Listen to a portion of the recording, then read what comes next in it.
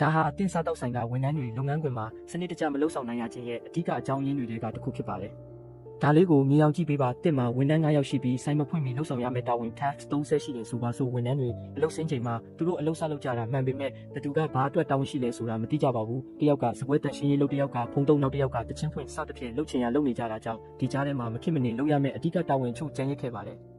ဆိုင်ဖွင့်လို့ဝန်ဆောင်မှုစတင်ချိန်မှာအလုပ်တစ်ခုခုကြံခဲ့တာကိုသိလိုက်ရရင်တယောက်နဲ့တယောက်အပြစ်တင်ကြတော့တာပါပဲတင်လဲဒီလိုအခြေအနေမျိုးနဲ့ကြုံဘူးကြလိမ့်မယ်လို့ထင်ပါတယ်။ကဲ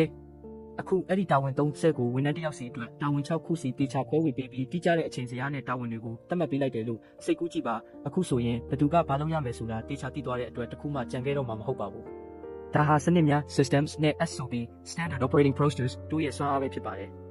တင်စားတောက်ဆိုင်ကိုအခက်အခဲမရှိအပြိုင်ဆိုင်ပြဿနာရှင်းစရာမလိုပြီးချုံးမွေ့စွာလဲပတ်ချင်နေဆိုရင် SOP လို့ကွန်မန့်ရေးခဲ့ပါဒီလိုစနစ်တွေနဲ့ SOP တွေတိစောက်နိုင်ဖို့ကျွန်တော်ကူညီပေးပါရစေ။